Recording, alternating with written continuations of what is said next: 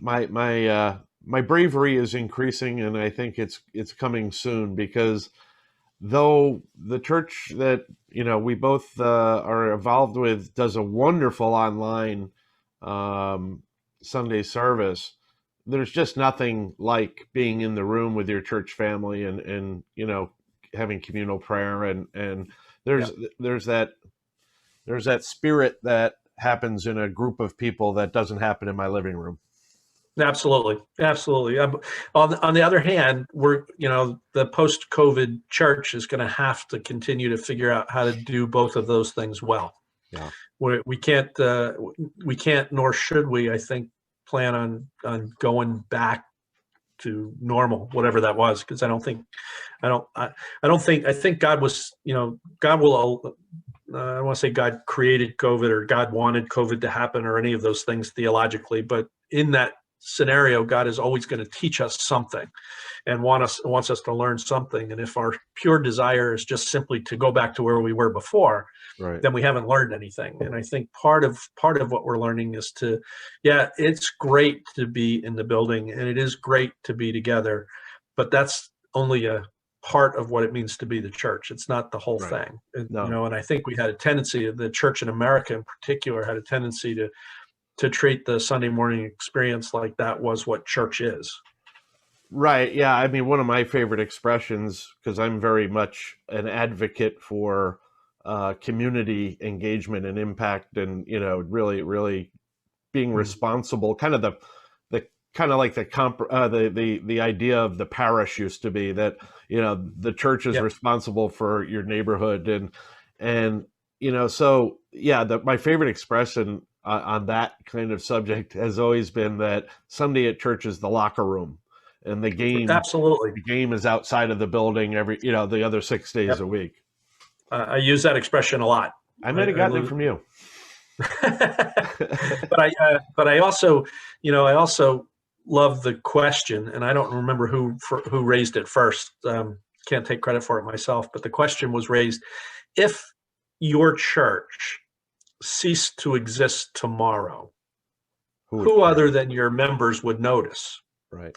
And if you can't answer that question other than the people who are coming to church, then that means you're not being the church. Exactly. You're doing church, but you're not being the church. And I think COVID taught us that. I mean, we have a very vibrant church here in Virginia Beach. I mean, tremendously vibrant church, doing a lot of things. But I did a budget review during the early stages of COVID when we had no idea what was going to happen and what was going to, thankfully that none of that came to be for our church. But just in looking at the budget, I found, we spent, about 68% of our budget in one fashion or another on the Sunday morning experience. On the overhead of the church and between the overhead of our 6 campuses, the people whose jobs are just Sunday morning jobs, the audiovisual, the you name it, those kinds of things. Right. So I mean, that's, to me, I could defend that easily in terms of what it means and what it does. Sure. But when I think about it theologically, I'm not quite sure that's what God had in mind for the church. Right. No. And comparatively speaking, I see a lot of churches. I've been part of a lot of churches in one way or another. And our church in Virginia is a very vibrant church. And still we fell into the trap, I think, of thinking that Sunday morning was the playing field and not the locker room. But the feeling I get is that through, I think, a great extent, your leadership, that there's been a reevaluation to the extent that the church wants to be intentional about, connecting in the community. And that seems to, over the last couple of years, been exponentially, except for the COVID damper, but the intention seems to be really increasing to do things that are impactful. We had a desire to go in that direction, and then actually COVID, rather than hurting it, actually helped it, because what we did at our church is about the second weekend, we were about 20% down in offerings on a weekly basis for the first 2 weeks, and we said, Well, we could either hunker down, and I think you used the term preservation when we talked one time. We could hunker down and preserve ourselves during this period, and then come out of our shell when it's over. Or we could walk out in faith and say, God, this is a time where instead of shrinking back, we're going to actually move ahead. Right. So we in the midst of the third week of COVID, we asked the congregation to raise an additional $500,000. Right. In order to fund what we called the Lazarus Project. Right. And the community support network, which was designed to come alongside of individuals and Christian ministries that were struggling because of COVID. Right. And we ended up raising $539,000 and giving all of it away in 2020, and seeing some unbelievable results from some of the partners that we were with and some of the individuals, some phenomenal stories. I mean, the first story that always stands out to me to some degree is, we had somebody who was about to be evicted from their home, right, and needed a $1,200 mortgage, house payment, rent payment, and so we offered to pay that payment. And so when I got the name of the landlord and sent the check to the landlord, and then a couple of days later, I got a call from the landlord's daughter, who thanked me for paying the rent for the tenant, because if the tenant hadn't been able to pay the rent, her mom would have lost the house. Wow. So with a $1,200 rent payment for that one person, we helped that person, but we also helped the owner of the house keep the house. Yeah. And we had story after story after story that were just like that, both domestically and internationally. And it lit a fire under us for where we thought God was taking us anyway.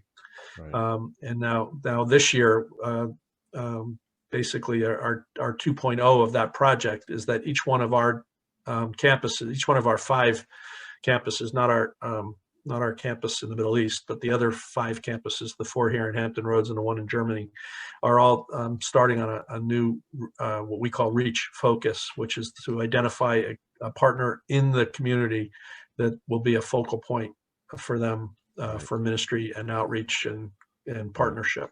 Right. It's interesting, hearing you speak about Trinity's experience, but there are a lot of churches out there that didn't have the donor base, if you will, if you want to call it that, didn't have the thriving congregation that we had going into COVID.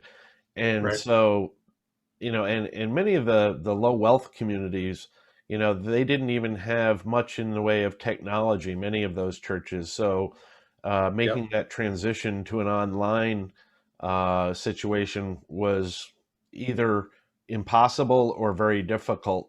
And so, in talking with many church leaders across denominations and across communities, there's a huge fear that many of those that were teetering may not come out of this at all.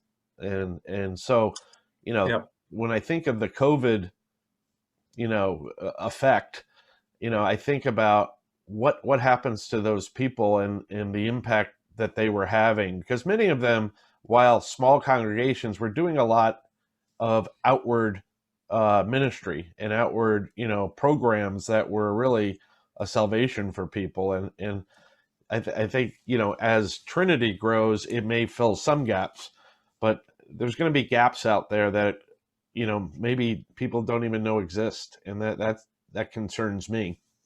Yeah, that's, there's always both sides of the coin, for every church that you talk to that had a good 2020 because of being able to pivot appropriately and being able to do some other things, or had the existing size or depth to be able to withstand it or even grow during it. There's a lot on the other side of that coin as well. Yeah. And so I think that hopefully, and this is my prayer for 2020, is that the churches that do survive and come out of COVID will come out stronger and more focused on the playing field and less on the locker room. Right. and that in the end will have a stronger impact on the communities than what potentially was lost.